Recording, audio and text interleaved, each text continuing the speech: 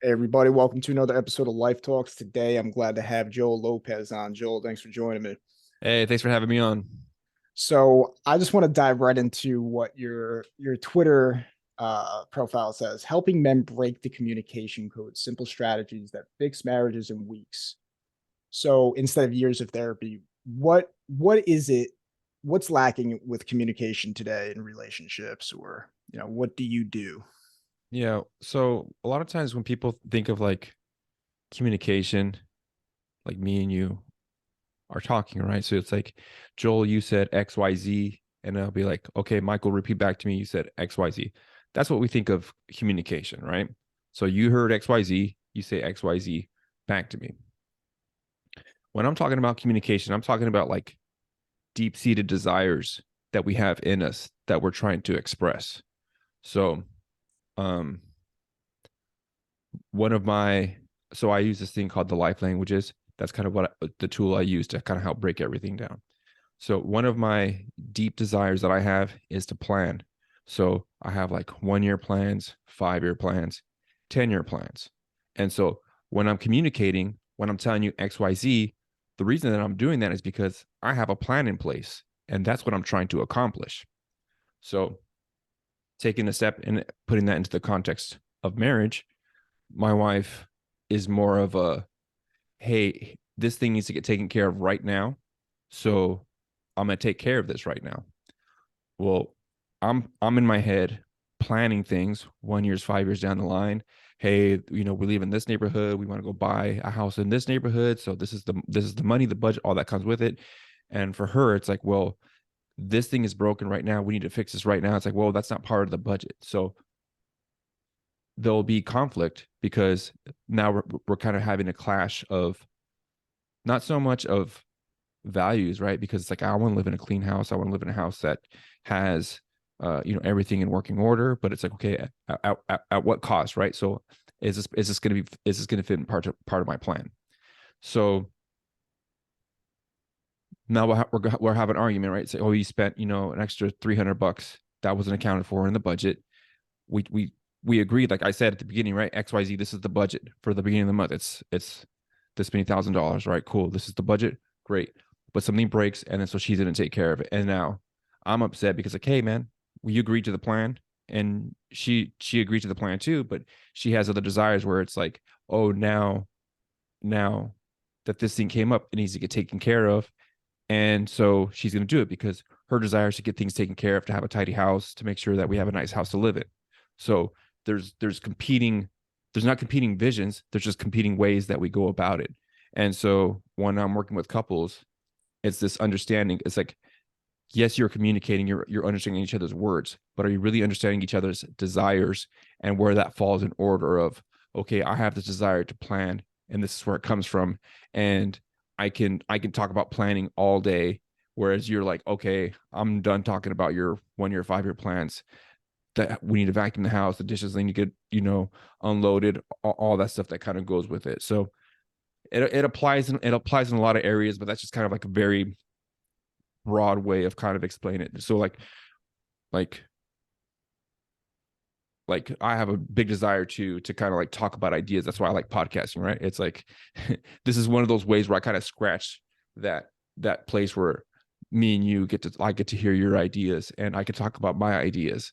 And like if you work like by yourself, like doing like grunt work or whatever, it's like, why am I not happy? It's like, well, you have this desire to talk about and know things, but you're not able to do that in your day-to-day work. So it's like, well, Mm. maybe that's why you're not happy, because you have this deep desire. So when I talk about communication, that's kind of what I'm trying. It's communication, but it's more than that. Yeah. And there's something with communication that I've noticed too. You speak 1, 5, 10 year plans. It's so funny, and I think that's good advice. And then I'll hear someone say the complete opposite. And I also think it's good advice. And what's led me to realize is really how many paradoxes there are. I mean, there's so many Mm-hmm. in the Bible, right? Like the Mm-hmm. idea of those who humble themselves will be exalted is Mm-hmm. one of my favorite examples. Um, how what would you say as far as that expectation? Because I think on one end someone can hear that and go, okay, I need to have a plan, 5 year, 10 year, and then Mm-hmm. and I think it's important, right? Mm-hmm. But at the same time it's like, I've been playing with the idea of manage expectations and expect the unexpected. How do you balance having that long-term plan with kind of like those daily moment to moment things Right. that come up? And it's like, no, this is my plan, right? For people who are very, ordered and structured. This is funny because I just had this thought like right before we jumped on. I was doing my reading. There's constant tensions, right? It's like live for the future, plan for the future, but live in the now. So there's this constant tension that we have. Like even in the Bible, right? You have grace and you have legalism. Like you go too far in one direction, it's like okay, now you're in trouble. You go too far in the other direction, okay, now you're in trouble too. So it's like finding that right balance. So I think this is a great conversation to have. Um, it's wisdom, right? Like that's what I pray for all the time. I pray for wisdom. King Like Solomon. yeah, please, right? Like I'm a daddy. I have 5 kids. I'm married, so I'm constantly praying for wisdom. I don't know what a lot of times I don't know what I'm gonna do or what to do. So it's like please like my kids are all different. My wife is different from my kids. We live in a world that's like constantly changing. Um so I mean that's really the big thing. I've always kind of leaned on my faith to help guide me and just whatever like gut gut like intuition. I think that's like being a guy that went to school and stuff. It's like, oh, you want to be rational, you want to be smart. And there was a part of me that really wanted to do that because like, oh, this is what the smart people do. This is where the wisdom is. But I found there wasn't a lot of wisdom there. And that my intuition and I pray a lot too. So I think that it's not like my intuition, but like I pray a lot. So when I say my intuition, that I'm kind of including that has helped me a lot. So going back to the question of like planning and living in the now, I actually kind of plan to have like give myself spaces to do things. So then when I'm doing something in the moment, I'm not I'm not thinking like I'm a big football guy. So it's like be where your feet are. Nick Saban's one of my favorite quotes. Be where your feet are. So I'm doing this podcast with you. I'm not thinking about what I have to do after. I'm with you here right now. But what did I do? I gave myself the schedule, the time. Hey, how long are we gonna be on this? Boom, boom, boom. So I can be here with you. I have plans for later today. I have plans for tomorrow. But right here, right now with you, I plan that. So that's the way my mind works. So that might be different for somebody else. But that's just one of the things I do. Okay, I have 5-year plans. Okay, great. So one of the things my wife and I do is we plan our weeks. Like, okay, this is what we got going on. So when I'm done with work, it's like, okay, you're done with work. You're done with the Twitter thing. You're done with this whole thing. Okay, be where you are. So it's a small thing, but I think that's just one of the things that's really helped me to um live in the moment and be where I'm supposed to be. Yeah, I resonate with that. I think planning those moments to kind of be in the moment, something I've appreciated as I've gotten older, and being, in having full presence to whatever you're doing, and whoever Mm-hmm. you're with in that moment. Um, I had a couple questions as far as I like the names that you have: communication code breaker, Mm-hmm. the wifosexual. The wife is sexual. Yeah. Break that down. What does that mean? The wife is sexual or communication code breaker. Let's go with both. Well, I mean, communication you just spoke with, Yeah. on Yeah. communication. So let's go with the wife is sexual, and All then right. read your keys because you're the host of Read Your Keys Okay. podcast, and just diving into that. All right. So the wife is sexual was a joke. I think it was like Pride Month or something. So I was like, well, everybody else has got like, their thing going on. So let me let me throw my hat out into the ring here. And so that just kind of started off as a joke. And it kind of stuck because it was like, well, yeah, like, like I'm a married man. Um, and then so part of what I do is like I'll make a joke, but I'm really trying to make a point too. So I was joking, but I've been with my wife now for over 20 years. This will be your 18 married, but we've been together over 20 years. And So I went from, being madly in love, and then, you get busy with life. And I was never like out of love, but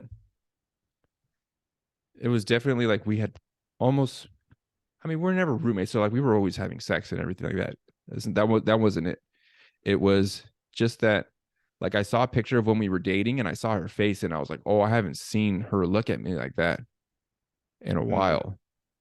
So like everything was cool, but it was like I haven't seen that though, right? Like, are you married, Michael? Or I'm engaged now, oh, so congratulations! All yeah, right, perfect. So this makes perfect sense. Okay, yeah, so this is great.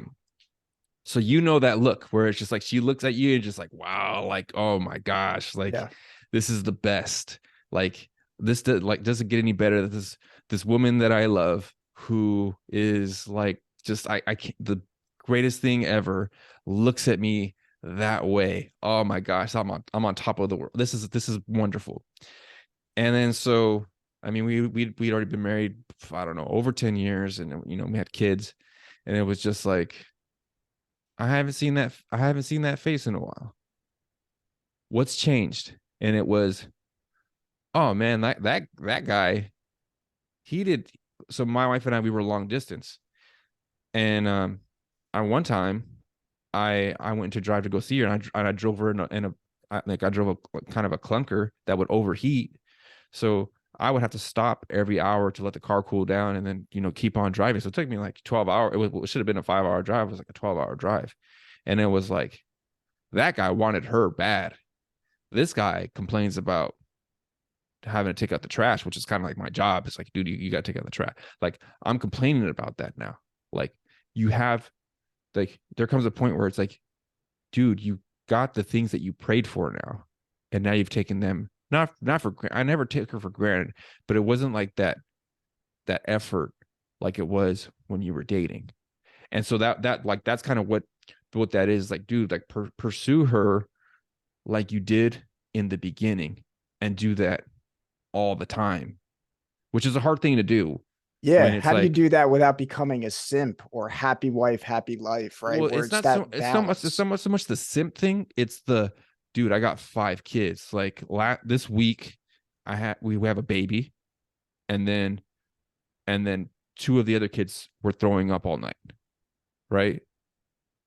So like from like Wednesday to now, like I've been kind of messed up because it was just like, dude, Wednesday was a mess.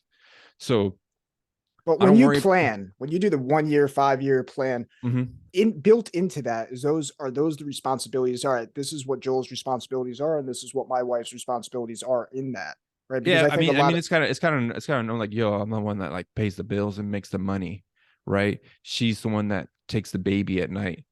Like, so we know our roles. Um, so like going back to like the simp, like I never worried about being a simp, just because, like, and it's funny, people will call me a simp because it's like, you love your wife. It's like, dude, okay, like, all right, man, like, calm down. Um, the big thing really is just the managing, going from like where you're at right now, call it the honeymoon phase. I got this from David Feldman. You're in the honeymoon phase, and then you kind of go into this building phase, and that's four where I've been. phases. Yeah, exactly. That's all. Um, I was in this building phase, right? It's like, dude, like I gotta provide for my family. I'm trying to, like, build my career, build all these other things, and she's taking care of the kids. So we're tired. Like, people talk about like doing a date night once a week. It's like, dude, getting a date night when you have 3 kids is hard. Trying to get a sitter, I'm sorry. When you have 3 kids, it's hard. When you have 4 kids, it's even harder. When you have 5 kids and one of them's a baby, it's like, bro, like, good luck, man. Like, it's a challenge, right? So it's like, how do we find these places and times to connect, like, and and like, dude, like, she's tired, like we didn't sleep, and I had to work. So like, when do you find the time to connect? It's like, all right, well, this is the season we're in. Okay, cool, I love you, we're good, right? Okay, cool. You need some sleep, you need to go to the gym, you need to go take some time for yourself. Like, that's when we talk about communication. Like, what do you need to fill your cup up? Because there's things that you were doing before we even met that you were able to do, Like, let's keep on doing those things. And so that's a lot of what communication. It's not so much the talking. It's like, what do you need? Okay, like I like to do art or dance or whatever that makes me feel good. It makes me feel like I'm doing something for myself. All right, cool, do that. Okay, like I was coaching high school football. Loved doing that. And it was like I feel like I'm on top of the world when I'm able to do that. Okay, great. Go do those things. So finding those things, man, that's it's super important. Yeah, yeah, I completely agree on that.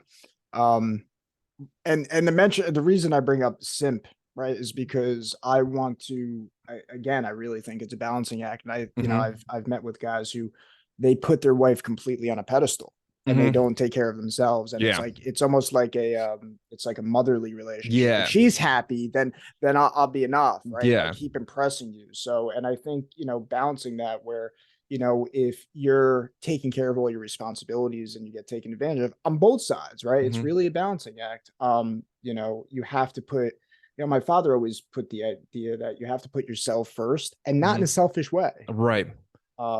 You have to, if you're drowning and you're trying to lift everybody else up, Right. you pull everyone else down. No, Um, that's a good point. I've I'm I never really like analyzed happy wife, happy life until I kind of came to Twitter and I was like, oh, okay, I see what people are saying. Like, yeah, you can be a doormat. I think like for me that was never a big deal because I kind of set the tone for things from when we were dating. Like, oh, yo, this is how it's gonna be. If you want to be with me, then this is how it is. And I'm not a macho dude, all right? Like people like I don't know how like sometimes it's like you don't know how people see you because they just see your tweets, so they don't see how you talk or whatever. So like I don't know people. I don't think I'm macho. I just be like, hey, I'm a dude, right? And so when I was dating my wife, I was like, hey, yo, this is what we're gonna do. Like even when we got married, right? I was like, we're gonna get married in the summertime because I don't want to get married during football season because I don't want to cause any problems. So this is when we're gonna get married. And I'm not talking football because like I want to watch football and want to watch the game. I was planning on being a coach. So I was like, I don't want to have to be like, hey, it's a game week and I'm gone breaking down film all week or doing whatever. And it's our anniversary and now I'm a bad guy. Like, why am I gonna set myself up to know like, hey, this is something that I desire and have it be a problem. So this is when we're gonna get married. She was like, cool, like great. Even though I don't coach anymore, it was still like, yo, this is what it's gonna be like. So it's a balancing act though, right? Like I do want her to be happy. I want her to be pleased. But a lot of it comes from me taking care of myself. Like I work out more than I used to.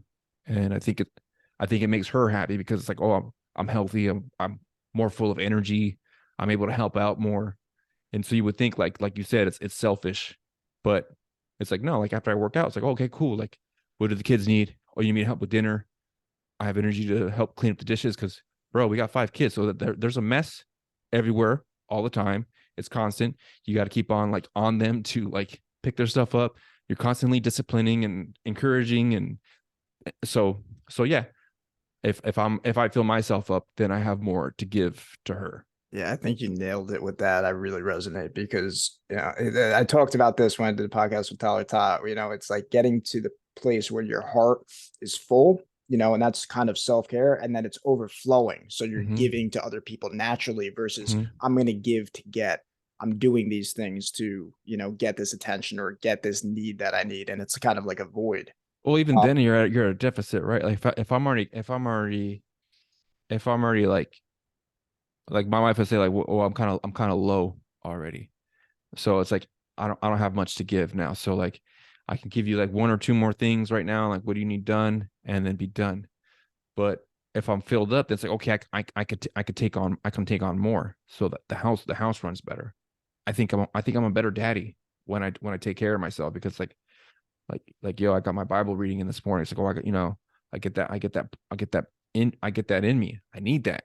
I'm a naturally like cynical dude. So I don't want to raise my kids cynically, right? I want them to have the power that comes from the word. Like, all right, cool. Like, let me get that in me. I need that. Yeah, I resonate you with the cynic. I there's these four levels of consciousness that I've played with, and on the bottom is negative, ignorant people who are negative and they're dumb. So it's like the worst to be around, right? Yeah, that And then there's ignorant positivity, and ignorant positivity is just bro, like, that's hilarious. yeah.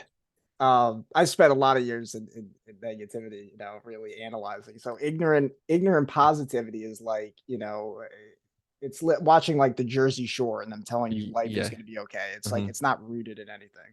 And then from there is conscious negativity. And I felt like I was there for a very long time, Hmm. watching like comedians, George Carlin, Hmm. it just Hmm. like they make so much sense. They see the world as it is. Hmm. And that's what I realized. It's so much harder to see the world as it is, see the chaos, see, Hmm. the suffering, and then choose to be positive and Hmm. realistically. And that's the conscious positivity. That's like the Christ ideal and all that. Hmm. Man, I Um, love that. That is really good, Michael. I yeah, love the appreciate it. negative cynic just because it's just like, dude, like, yeah, this sounds terrible. But so I'm a I'm a 80s baby, all right? And people I saw a tweet and it was like, I don't know if it was like, as a younger girl, she was like, "Oh, I wish I was like a teen in the 90s." Like that sounds like it's like, well, I enjoyed my time. Like that I was a 90s teen. I enjoyed my time, but things like there was already like I already thought things were degenerate and I was a teenager, right? Like I saw things, it was like the writing was on the wall. Like you could see things like we didn't know that it's not what it is today. Okay. But for me, being that what is it? Cynic positivity? Is that the fourth one you said? Conscious positivity. Conscious Yeah. positivity. Sorry. I have babies. What kind of dad would I be if I'm like, oh, it was better for me back then than it is for you Mm, now? Hell no, no, no. My babies are gonna have it better than I did. Now, are things the same? No, they're not. I understand that, but no, I do not accept that. I do not accept that. So I was a public school kid. We're homeschooling our kids, and I count all the things that they're able to do now that I wasn't able to do. Now there's some things that they don't have the opportunity to do, like when I grew up, like dude, you could go outside and there was kids to play with. mm. Here there's not a lot of that. So it's like, dude, I want them to go outside, but it's like, well, there's no kids for them to play with. Like, why? That's boring. Okay. So I gotta set up play dates for my kids. I don't like setting up play dates. I think that's kind of stupid. But it's like, well, I don't want them hanging around with just random buttheads, right? Like I gotta, but I get a lot of time with my kids though. They get a lot of time with my wife. Like that's who I want them spending time with. Like this is my favorite person in the world, the best person I know. They get a lot of time with her. That's amazing. But the part of me is just like, no, no, no. My kids, my kids are gonna have it better. You're not gonna tell me that the best days are behind us and that they're gonna have to suffer for that. Like, no, I don't accept that. Yeah, I agree. I've thought about that recently too. And I guess to ask you, what would that be as a better life? What makes a better life for your children? Because I think Well, every parent wants that, right? And a lot of right, parents will push right, their view of what that is. right. What does a better life mean for Well, you? so you know what's cool is like I've thought about this, right? Like I'm already thinking about my grandkids already. Like I don't think I'm that old, but like I'm not young though either. So it's like, well, how are we gonna help our kids, right? Like when we were, how old are you, Michael? I'm 33. Okay, so we're like almost the same age, right? So like when you were 18, it was like, yo, 18, get out the house, right? Like that was like we 18, get out. It's like I'm not kicking my kids out when they're 18. Like I want to set them up so that they're ready, you know, when they're ready to go. Like I'm not going to handicap them and be like, yo, go out and find a place and rent with roommates for 2K a month, and like, what are you for trying to start a business? Like, how is that going to work? So that's part of it.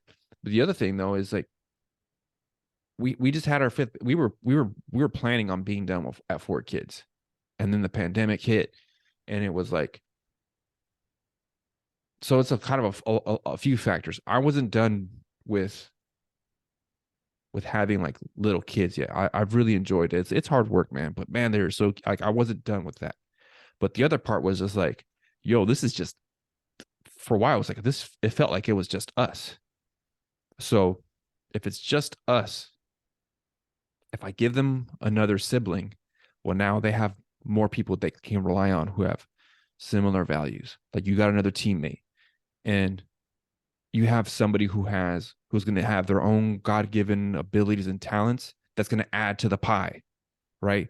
All my kids, like I can see them, they have all these little leadership qualities, character qualities, talents and stuff. It's like, oh man, like okay, like God give me wisdom. Like what is this kid going to be good at? How can I encourage them? How can I help them?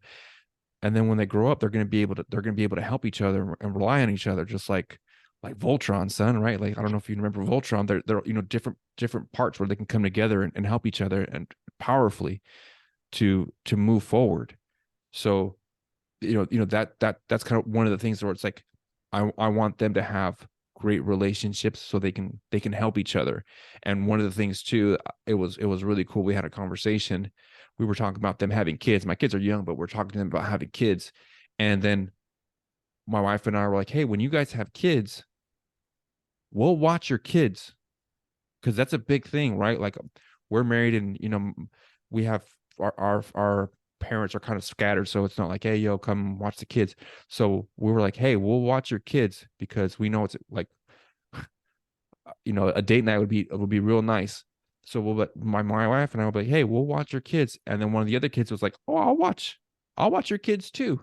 It's like, oh, great. Like, so they're already building this of like, when they grow up, like, yeah, you go out on a date with your husband or wife or whatever, and I'll watch the kids, and we'll watch the kids, and that's how we're gonna help each other. Because you know, if I don't know how, like you just sound like you've done a lot of analyzing, but I think when things started breaking down first, when they started attacking the family, they went after faith first, and then family.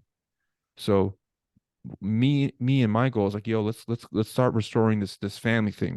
This thing is not overrated. This thing is vitally important.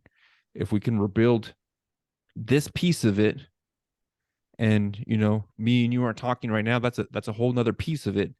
But if you and your bride to be, handle your stuff, and I handle my stuff with my family, then we can turn this around. Yeah. But it's not overnight too, right? This we didn't get here like 30 years ago. The stuff that we see now, like that's impossible, Yeah. right? So it's not going to be, it won't be an overnight turn, but it can happen. Yeah. I think it's actually a good shift point. Because on your podcast, you say that you speak about faith, family, government, education, media, arts, and business. Mm-hmm. Government and education. Mm-hmm. That is something that I've realized more and more as I've gotten older.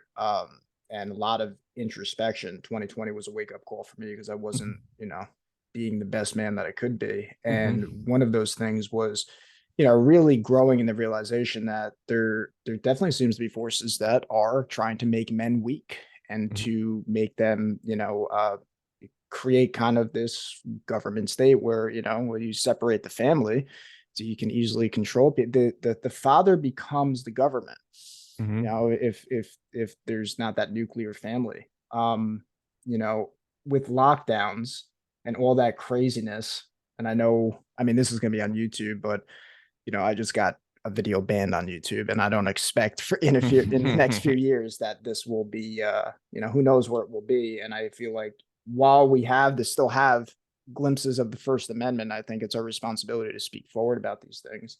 Um, when I saw 2020, I saw two aspects, one of the masculine and one of the feminine. I think most of our problems political is actually a misalignment of the balance between masculine and feminine. What I mean by that is you basically had one side of the country that was like, I don't trust the government.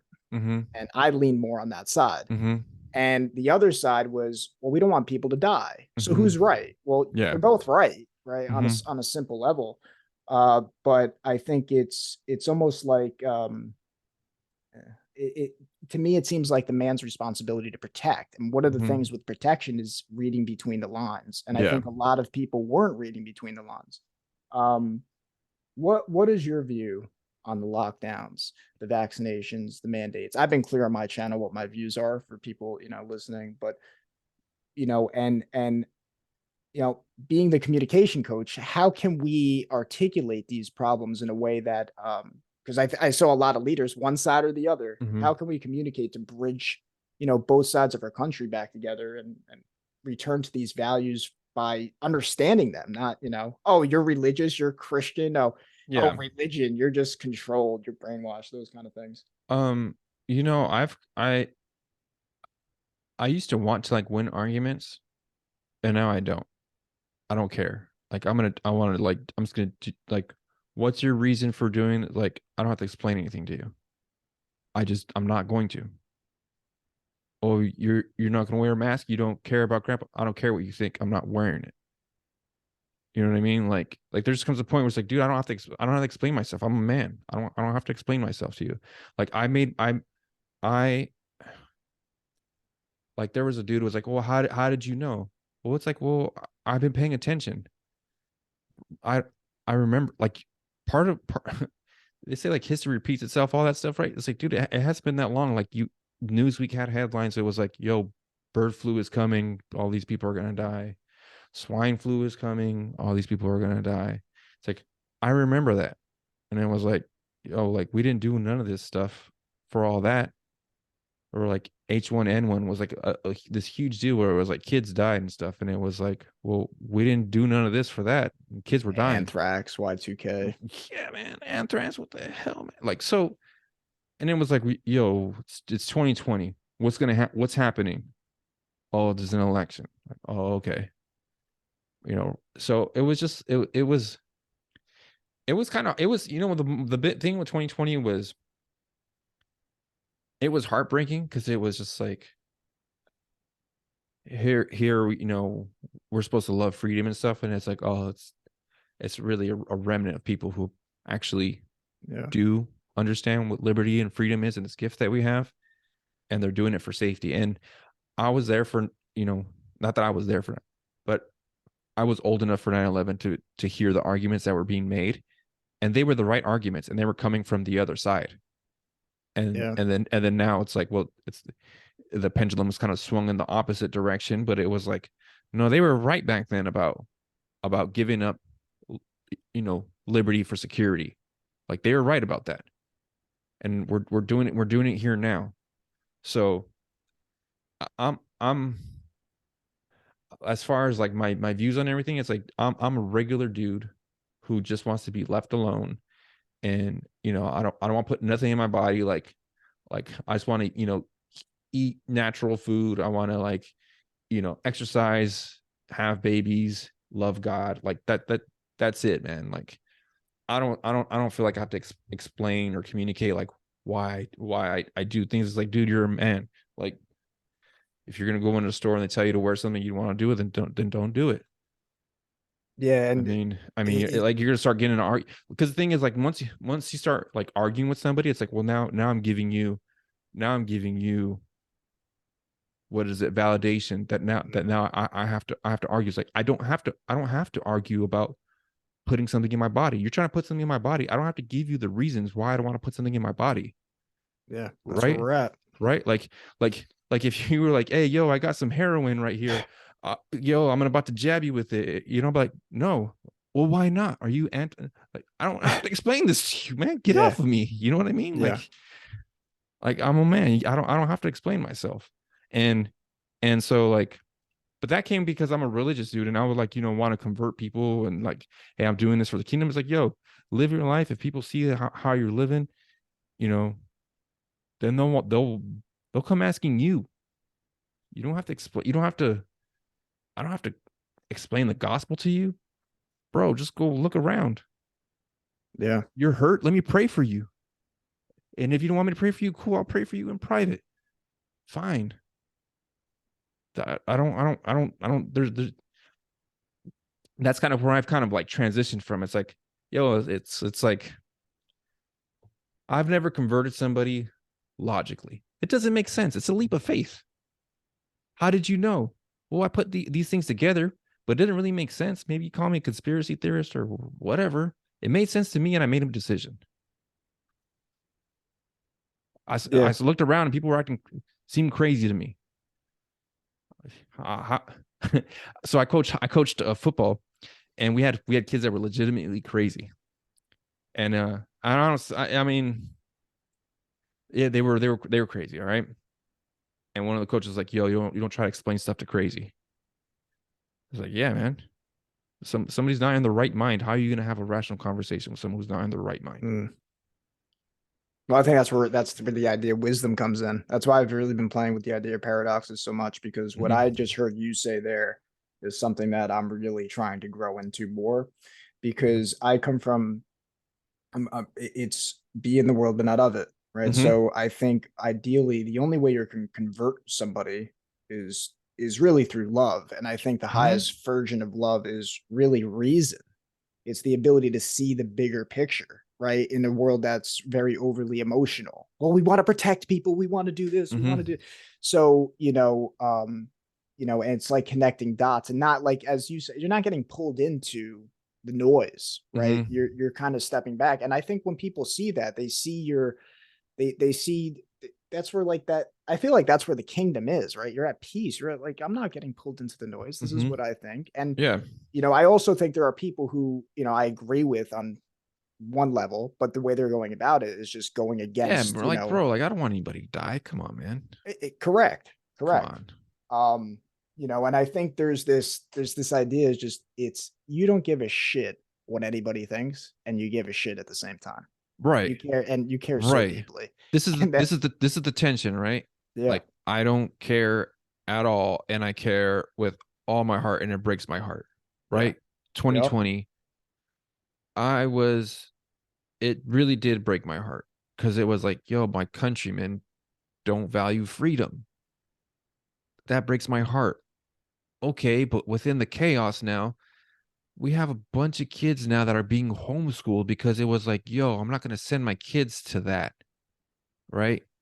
So you got people who are going to school boards and talking, hey, God bless you. I made the decision.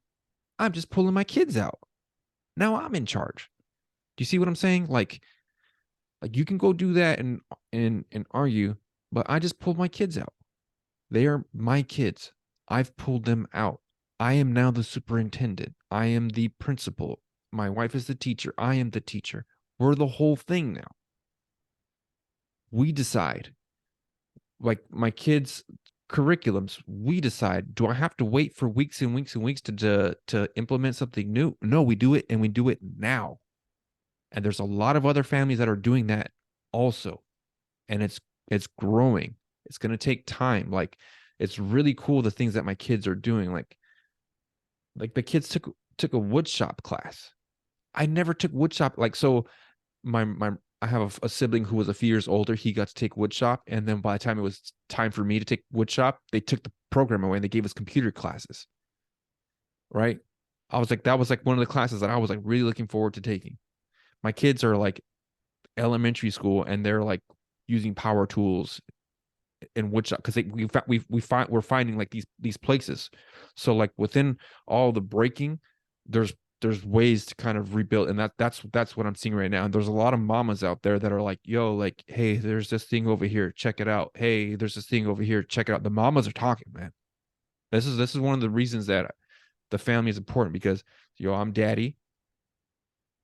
I'm able to handle things. And so my wife is able now to go and research these other things and make connections with these other moms who are also homeschooling and find these opportunities for my kids to do these things. And at the same time, they're spending time with us. I had a tweet the other day. It's like my kids are homeschooled, but they're not home a lot. Because like, yeah, so they're going out and about. Like homeschool probably for you too was like, yo, that's the weird kids that were just too weird for public school. It's like that's not the case anymore. So yeah, there is this is that conscious positivity. It's like, like I see things that's like it would be easier not to homeschool our kids. But it is a challenge, man. I'm not gonna tell you that it's easy. But these are Yeah. these are decisions that we're making now. So it's like I want godly, strong, confident kids, competent kids, and um, I'm seeing other people are making the same decisions, and these are people who are like, in education too. Like they're not saying their kids the same places. So Yeah. And I'm I hope think, I'm hopeful. I'm hopeful for it, man. yeah, I think, one of my favorite quotes is the man in the arena, right? Hmm. So when there's a problem, people can complain and and I've heard that before, right? It's the Hmm. idea like, well, I don't want my kid to be different. And I hear the other argument, like, do you want your kid to be the same? Like, how we're raising children Yeah. now. Yeah. And I respect, everybody's decision is going to be different. So it's your Hmm. judgment. But, the fact that you're doing that, to me, it's responsibility. And, people who are stepping into, who are getting involved in those who are still in public schools, because, people making different decisions. I respect parents who are involved, right? Hmm. People just think that the school is, the school politics is a reflection of the people. Hmm. So people want to blame Trump, they want to blame Biden, they want to blame, the school systems. Are you involved? Yeah. And everyone's path is going to be different, but to me, that's the pinnacle is you're going to raise your kids how you want. Then the Right. next is, people who are actively engaged, right? Right. And Um, that was just for me. That's like my vote, right? It's like, can I go do that? Yeah, and I'm not knocking anybody who is. God bless you. yeah, But for me, it's just like the ultimate responsibility is on me. So this is what I'm doing. This is what we're doing. And I say that, but like, these are conversations that I have to have with my wife because she's the one that does all the homeschooling, right? So it wasn't like, hey, yo, we're homeschooling, that's it. Like, this conversations that we have, and that's why to me marriage is so important because she could have been like, no, I'm not doing that. And then even if I wanted to, well, say she didn't want to do it. Well, how good is that going to be for my kids that they're going to be homeschooled by somebody who doesn't want to do it, right? yeah. So that's why to me kind of goes back to the marriage thing, right? Like you can make these big decisions and you can be like, oh, yo, this is what I want to do. But if she's not on board, then What would you good luck. say? That's actually, I feel like it's a good question because if so, let's say somebody has kids, right, and they kind of see the chaos, right, and they're already in the system of the public school or or whatever it may be, their decisions have changed, right, whether it be Hmm. political, Hmm. education, and now they're kind of on two different pages. Let's say a father who is saying, "Hey, you know what? I don't like where the school. I want to homeschool." And Hmm. the wife is, no, I'm really opposed to that. He's got friends in school. These are the kind of Hmm. conversations that are going to Right. happen. What would you say, like on one end, it's you have your morality, and the other, it's kind of going with the world. How would you tell people to kind of to work through that if you have these really Well, there strong ha- there opposing views? has there has to be there has to be a foundation somewhere where you can all agree on. There has to be. So that's why the Bible says to be equally yoked, that to not marry an unbeliever, right? So my wife and I we're both Christians. So there's been times when I'm been like, yo, this is what's gonna happen, and she'd be like, like, are you? This is line up here, and I'm like, Mm, and I can steamroll. I have steamrolled. It's not good. Okay, I have steamrolled her. It hasn't worked out well for me. I've learned that. Like, this might sound crazy, but sometimes God talks to me through my wife. Okay. So I listen to what she has to say to me because like she kind of like feels this other part of me because I have this very strong desire to charge and go forward and move and I can steamroll. So she'll be like, yo, did you see this? It's like, I didn't see that. Like, all right, cool. I should watch out. So to answer your question, there has to be that foundation first. What do you agree on? Because that's a really important question. There's a lot of it. That's why marriage is so important. Like vetting, man. Like I vetted my wife hard. Like so many times people are like, oh, she looks good. She plays with my bing bong. Like, oh, this is dope. Like, let's go. It's like, man, this is too big a decision to be messing around. It's too big a decision. Your future, your kids' future is at stake. Like the stakes are even higher now than they've ever been. Because before you had a culture that was kind of in place where it was like, oh, you can kind of like float along. Now you can't, you know, you can't. So to answer your question, like you have to have that foundation first. Like, what do we agree on? Because this is really important, right? So are you saying that the main point of contention is one wants to homeschool and one wants to keep them in school because they're politically divided? Is that why? Like, well, I guess I can really, the root of the question really comes from my own experience, right? Because I went the way of the world for a long time, and Uh-huh. I think I'm not alone. And my views are changing as I've Mm-hmm. gotten older, Mm-hmm. right? More in alignment with, oh, I get it now. I Now wasn't I paying get attention. it. Okay. So, and Aha.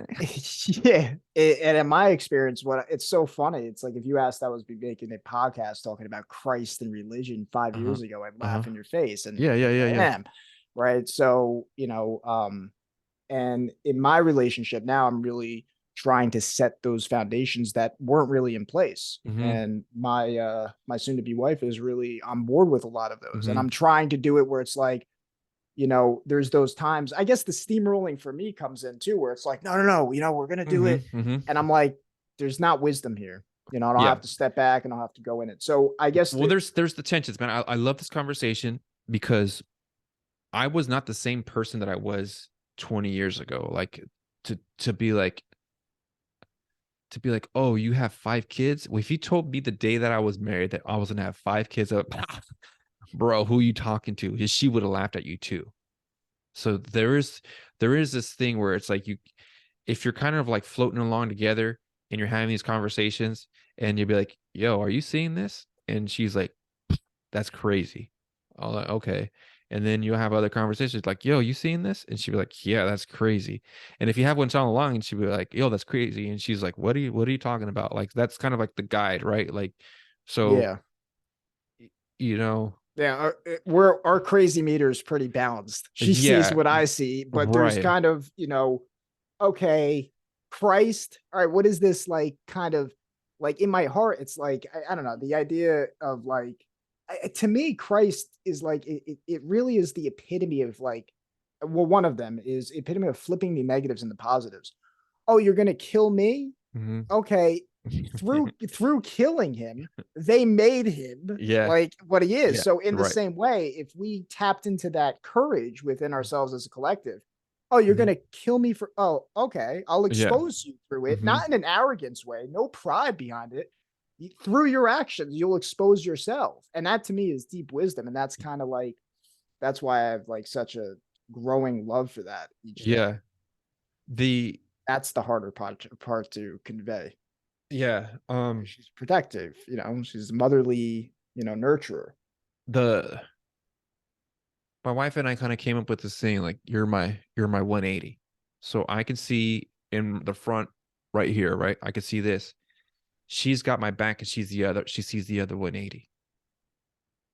So like we come and see things like, you know, I see the pin, but she sees the other side of the pin, and Mm, she sees about like, oh, how much did it cost? And I think about like the factory, like we're looking at not just the pin, but like where did it come from? Oh, it came from China, and it's 99 cents, and where did the ink come from? Like all those deep things, like that's what we're talking about when we're talking about communication. It's just like, yo, like these deep things that you want to get done, these things that you see that I don't see, let me know. I've tried to start businesses and I steamrolled her. I was like, I'm gonna do this. And she was like, I know you're gonna do it whether you tell me or not. I don't think this is gonna work. It didn't work out. I have other ones like, oh, this is a good idea, and it's worked out because we were on the same page. So yeah, man. um it sounds like you and your bride to be see things like that's important. But like I seen this. I understand why people are like, yo, like let's be on the same page because things are crazy. Okay. But the main thing to me is like you want to enjoy being with your wife. Like like some of my favorite dates was like grandma was here and me and her just went to the grocery store. And me and yeah. her just walking through the grocery store and we're just enjoying each other's company. Uh, so funny story. Um, a few days before my Last kid was born. My wife was in a car accident. It wasn't anything major, but she's waiting around for the police to come so they can file a report or whatever. So I didn't know the baby was going to come or whatever, but it was just like, okay. My mother-in-law was in town. So like I went to go be with my wife to go wait, and she took the kids because it was like, like it's warm and that it's boring for them. So I'll stay here with my wife and wait for the police. So we're just sitting on the sidewalk, my wife and I, waiting for the police to come to fill the reports out. And we're having a great time. It was just like, I pulled up Spotify. It's like, remember this track right here? Like, we're reminiscing, blah, blah, blah, blah. It was like a mini date. So it's like, all the crazy is going around. We have kids, we're moving, we're doing we had a lot going on. But here we found a moment where we could just enjoy each other's company. Because that's the thing that's gonna, commitment, obviously, it's like I'm committed to you till I die. That was that I didn't make a commitment to her. I made a covenant. Me, you, and God.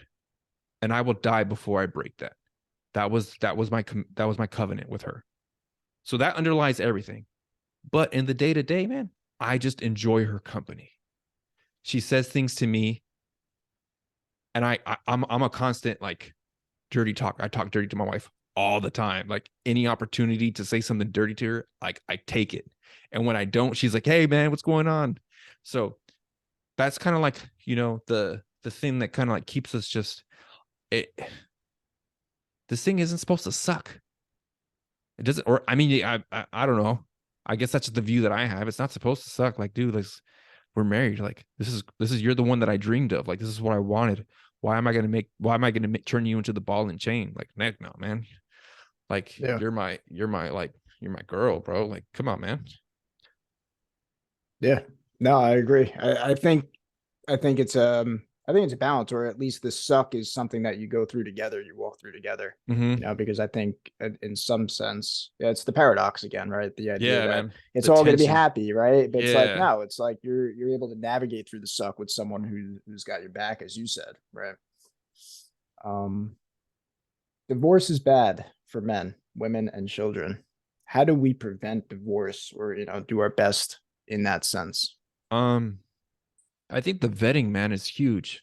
That again, yeah, The like, I can't speak because I didn't really date, but I didn't give time to girls or women who I didn't think like first of all, like I wanted somebody who was beautiful, right? So like if they weren't beautiful, then I didn't bother, right? And then so from there, it's like, oh, she's beautiful. Okay, well, do I enjoy her company? Oh, okay, like I enjoy her okay, well, I enjoy her company. We have fun. Okay, well, what are the values here? Does she have values? Is she somebody who's like I'd want to like what I want to spend my like I wasn't dating to like just like date. It was like I'm looking for a wife, and I had my own thing going on too. So it was just like if she's not worth interrupting this, then I'll just keep moving. Like I'm not gonna waste my time. But I also understood it's like, dude, I've always been a Christian, right? But I'm still a man. So I'm not gonna put myself in a situation where now I'm in trouble and now I got a girl pregnant, right?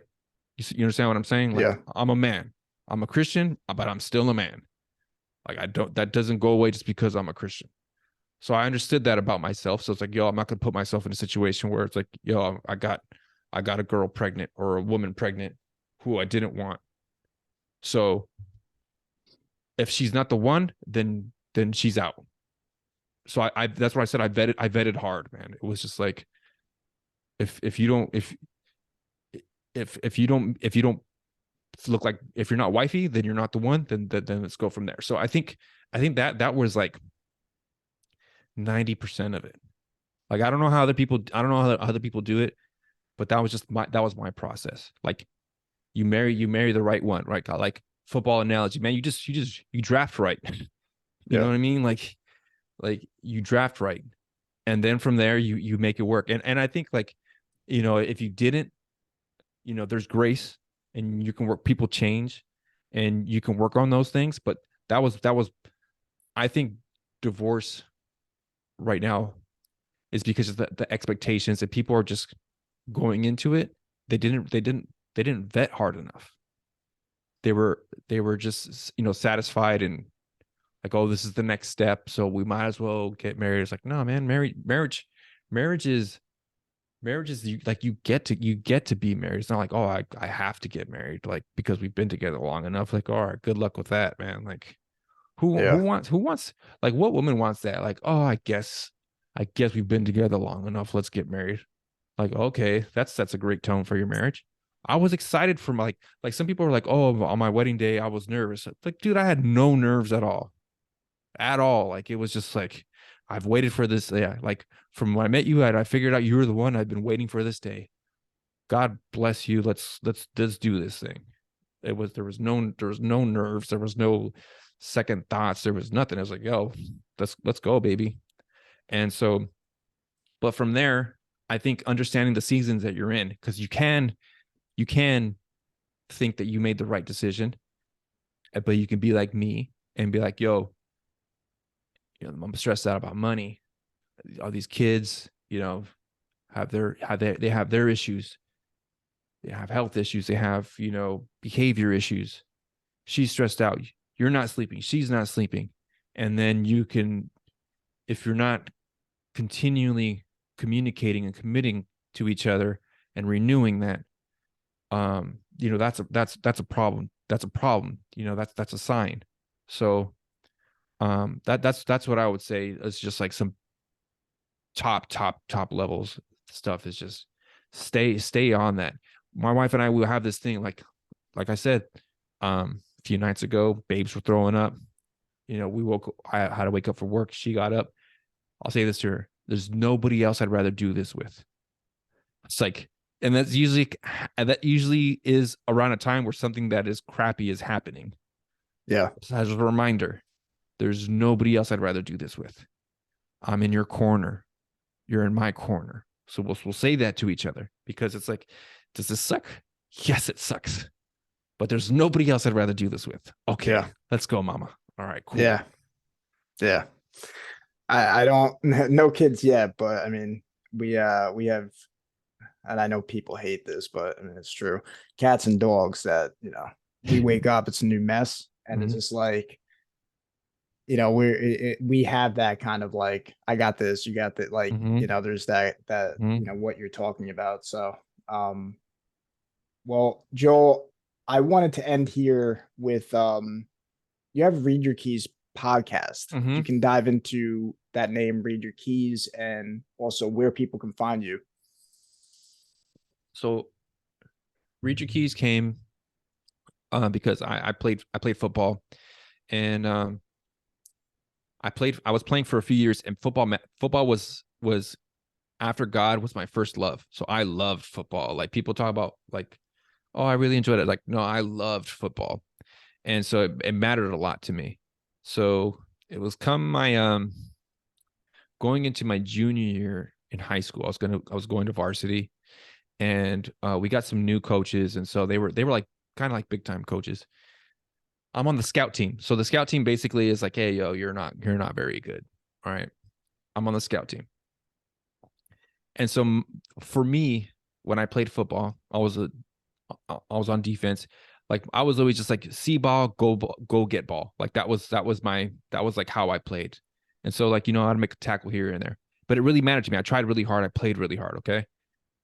And then so I had a coach. I'm on the scout team. He's like, Lopez, come over here. I'm like, all right, what's up?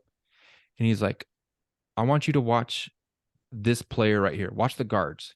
And wherever he goes, you go. And I was like, okay, yeah, all right. So I'm very coachable, right? So I wasn't like, oh yeah, whatever. I know because I've been playing for years already. I've been playing since I was a kid. Okay, so this wasn't like it was like my day one. I've been playing for years. I watched a lot of football. That too. Okay, and then so I watch him, and then I follow him. Oh, what do you know? The ball's there. It's like, oh, okay. Let me do this again. What do you know? what? So he's like, okay. And then if the guard does this right here, I want you to go into your, you know, your pass coverage. And it was just like, oh, I watch him. And then so like before you'd be looking for the ball and the quarterback, and you're just overwhelmed with information. It's overwhelming. But he took it. So it's like, you just focus on this little thing right here, this person right here, and he is your key. He is your key. So when you're watching football, coaches will tell you read your keys, because every player on the field has something that they're a key, something that they're looking for, that lets them know where they're supposed to be and what they're supposed to do. So before I was just blinders on, just trying to figure out everything and go. And now he made it so small for me and made it so I can go to where I needed to go and be where I need to be. So now, like, I went from like, you know, scout team player to like varsity starter, all league, all, you know, but it was because of that information. That bit of information was like opening up a whole new world for me. And so read your keys to me is like, I have these guests on, and it's like, yo, let me know what are these things that we need to know that are going to help us to unlock whatever it is that we're you know, trying to get better, our marriages, our finances, government, you know, whatever. Like, I'm not the expert, but let me have cool people to talk on. So, you know, a lot of it's just me, just I like talking to people, just like, dude, this is like, I've really enjoyed talking to you. Like, I like doing that too. So that's what that's at. You can find me on, I'm on YouTube, Spotify, and iTunes. So yeah, that's Read Your Keys in the extended version. Yeah, and I'll have all the links below, and that's definitely something that shifted me from conscious negativity into, you know, each day into the conscious positivity, is kind of seeing all the chaos, being Mm-hmm. completely overwhelmed. Like, where do I Mm-hmm. start? What I Mm-hmm. just want to talk about it. Now I'm talking about politics and all this. It's like, Mm-hmm. no, I actually really like that, because that just focuses like, all right, chaos is out. It's like, I think that picture of Christ where it's like he Mm-hmm. has his hand out in the midst Yeah, of the storm. yeah, You're just focusing just on that. That's what right. that made me think of. The kingdom, baby. Yeah. Well, Joe, I appreciate you coming on, man, and keep up doing what you're doing, because we need more lighthouses in this world. Amen. Thanks, man, for having me on.